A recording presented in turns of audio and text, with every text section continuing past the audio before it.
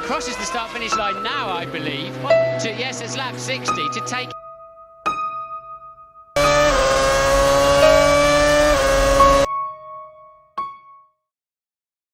Few stories in Formula One carry the same level of disbelief as the moment Michael Schumacher won a Grand Prix inside the pit lane. It sounds like a legend exaggerated by fans, the kind of tale that becomes bigger with each retelling. Yet this one is completely true. It happened during one of the most intense seasons of the 1990s, right in the middle of the growing rivalry between Ferrari and McLaren. In 1998, Schumacher was not yet the seven-time world champion. He was the challenger, trying to break a dominant McLaren-Mercedes team led by Mika Häkkinen. At Silverstone, under rain, chaos, and regulatory confusion, a sequence of miscommunications turned the race upside down. A penalty was issued but not delivered properly. A pit stop became a loophole. And the finish line wasn't crossed on the main straight, but inside the pit lane, in front of Ferrari mechanics still unsure whether they had just witnessed brilliance, madness, or both. The images of Schumacher crossing the timing beam inside the pit entry remain some of the most debated and replayed in motorsport history. And this documentary breaks down exactly how it happened. Silverstone in 1998 was the perfect storm waiting to happen.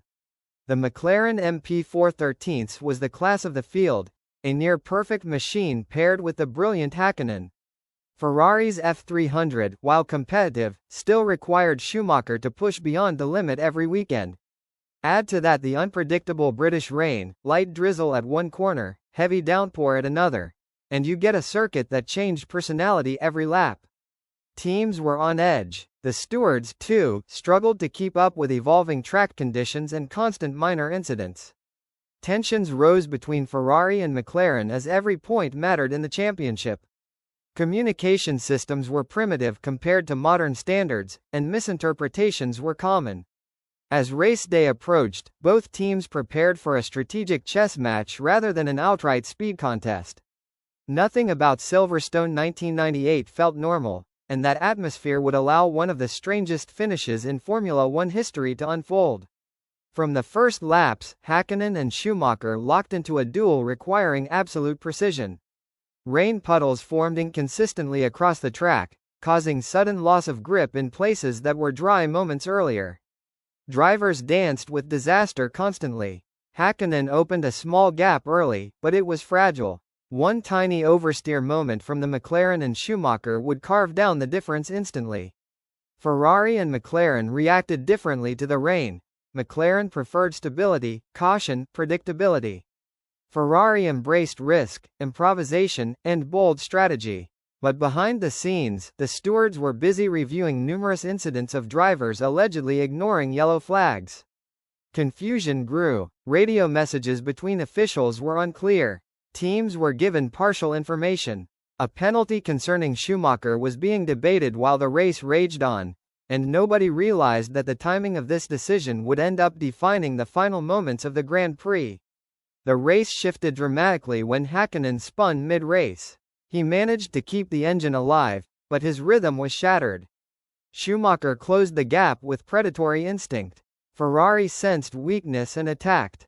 Conditions worsened, and both drivers fought to survive on track.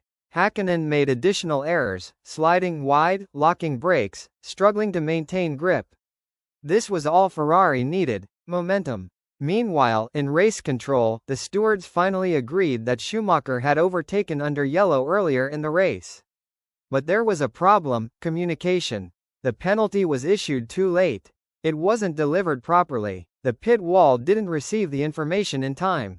Confusion reigned, and because the message was delayed, Ferrari unknowingly continued pushing at maximum attack, unaware that a 10-second stop-and-go penalty was headed their way, eventually. As Schumacher began hunting Häkkinen to take the lead legitimately on track, the stewards finally transmitted the penalty. But the notice came through roughly 20 laps after the alleged infraction, long after standard procedure. Ferrari initially didn't believe the message. In the chaos of heavy rain, inconsistent radio communication, and constant yellow flags around the track, the warning felt suspicious. Ferrari asked for clarification, and got none. To make matters worse, the message was not delivered on the pitboard at the correct time. The delay meant Ferrari didn't have to serve the penalty immediately, and no one was certain whether the timing was valid. It was a perfect storm of procedural failure. And the race entered its final phase with both teams confused, the FIA scrambling, and Schumacher pushing relentlessly despite the ambiguity. He overtook Häkkinen on pace, gained massive ground, and prepared to win, unaware that this paperwork error was about to create the most unusual finish ever. Once Ferrari finally acknowledged that the penalty was real, they didn't panic. Instead, they calculated. A standard stop and go required the driver to enter the pits, stop in the penalty box for 10 full seconds, and then rejoin the track. But there was a crucial detail. The rules did not explicitly state when the penalty must be served during wet races. Ferrari discovered that serving it on the final lap could theoretically coincide with crossing the timing line inside the pit lane. That meant Schumacher could serve the penalty while technically completing the race. It sounded insane, but the rulebook allowed it. The tactical brilliance was staggering. Ferrari realized that the pit lane entrance timing beam counted as a valid finish line. And so the plan was born. Schumacher would enter the pits on the final lap, stop in the box, and cross the finish line before the 10-second wait could affect his classification. What followed became legendary. The final lap started with tension across the entire circuit. McLaren expected Schumacher to pit earlier. Ferrari seemed calm, suspiciously calm. Rain intensified, adding a dramatic layer to the finale. Schumacher approached the pit entry at full speed, and suddenly, instead of continuing down the main straight, he dove into the pits. Commentators were stunned. Mechanics rushed into position even though this wasn't a real pit stop. The Benetton-style pit lane at Silverstone had its own timing loop, and as Schumacher entered, the sensors detected the completion of the race distance. The finish line was crossed, legally, inside the pit lane. At that exact moment, the stopwatch for his stop and go had not even begun. Ferrari had achieved a 1 in a million exploit, serving a penalty and finishing the race simultaneously. McLaren were furious. Stewards were frozen. The race director wasn't sure what had just happened, and the paddock erupted into chaos. Immediately after the checkered flag, confusion exploded. Ferrari celebrated cautiously, unsure if the victory would stand. McLaren protested instantly, arguing the penalty was not served properly. Commentators were scrambling for clarity. The FIA stewards gathered urgently to review footage, timing data, and the penalty procedure. Their conclusion shocked everyone. Schumacher had won legally. The penalty was issued too late and incorrectly. Ferrari had exploited a valid loophole. The rulebook, not the team, was at fault. McLaren's protest was denied. Fans were split between admiration and outrage. It was a victory unlike any ever seen, a mix of rulebook failure, strategic brilliance, and race day insanity. The FIA admitted multiple errors. First, the penalty was communicated far outside the acceptable window after the incident. Second, Ferrari was not notified properly via pitboard. Third, regulations at the time did not mandate when the penalty needed to be served during extreme weather conditions. If the rulebook doesn't specify timing requirements, teams can legally stretch the interpretation. Ferrari simply did what the rules allowed, even if no one in the FIA expected such creativity. The officials concluded they were responsible for the chaos. Schumacher's victory stood, officially and permanently. It remains one of the few races where the governing body publicly accepted fault for procedural mishandling that directly impacted the outcome. McLaren was outraged. Ron Dennis demanded explanations, arguing that Ferrari had manipulated timing and the spirit of racing. But even he acknowledged that the rules were flawed. McLaren insisted the FIA tighten regulations immediately so no team could repeat the maneuver. Public debate raged for weeks. British media defended McLaren, while Italian outlets praised Ferrari's genius. Schumacher himself remained calm and diplomatic, insisting he simply followed his team's instructions. But behind the scenes, he was amused by the entire situation, aware that this victory would go down as one of the strangest in his career. In the aftermath, the FIA rewrote and expanded the rules around penalties.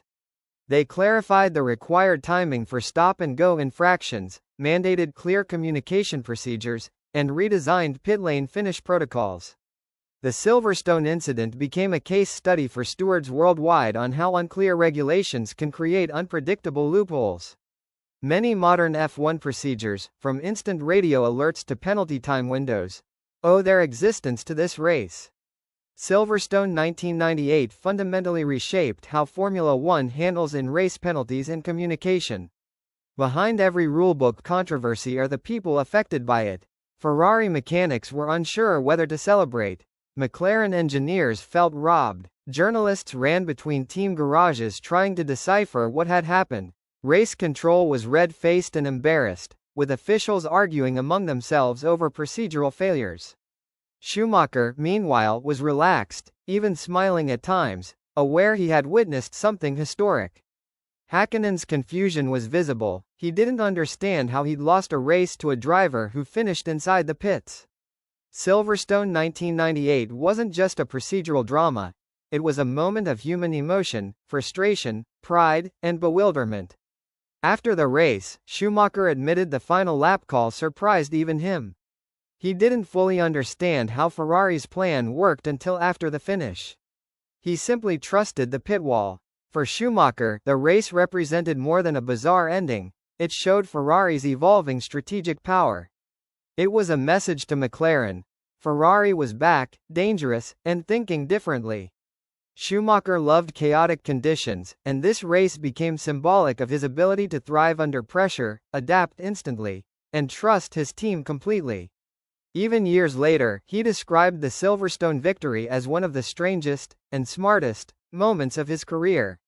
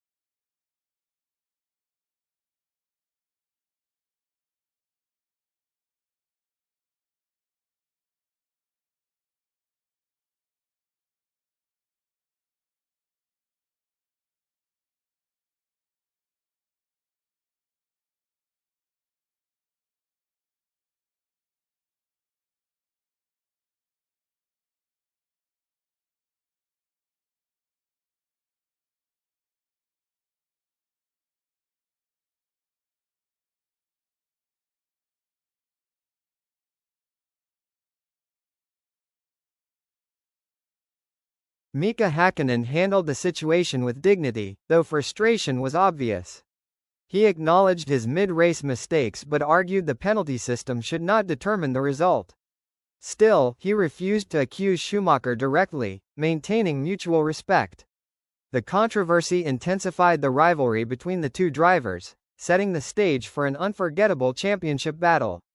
Häkkinen recognized that Ferrari's move was clever, though he believed the FIA should have prevented such an exploit. His calm reaction prevented the situation from becoming a deeper political war between teams. The motorsport media exploded with headlines. British newspapers called the finish a farce, while Italian outlets celebrated it as Ferrari justice. German press hailed Schumacher as a strategic genius. Analysts debated whether Ferrari's move was brilliant or unsporting. TV networks replayed the pit lane finish repeatedly. Fans around the world argued endlessly. Did Schumacher win through talent, luck, or bureaucracy? The incident became one of the most dissected moments of the 1990s, shaping public perception of driver-team relationships, race governance, and competitive fairness in Formula One. The victory marked a turning point for Ferrari's modern era.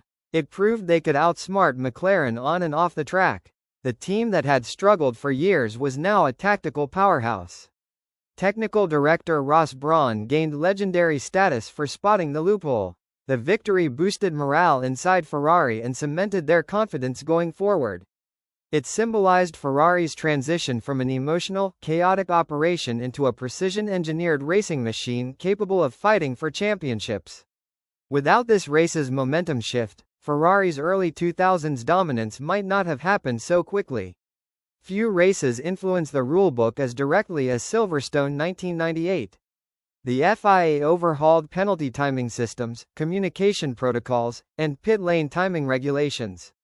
They introduced stricter deadlines for issuing penalties, ensuring no driver would face delayed notifications again. The event became mandatory study material in steward training seminars. Even modern F1 engineers know the story well, a reminder that every line in the rulebook exists because something chaotic once happened. Silverstone 1998 was not just a race, it was a turning point in motorsport governance. Schumacher's pit lane victory is still shown in documentaries, highlight reels, and rulebook discussions today.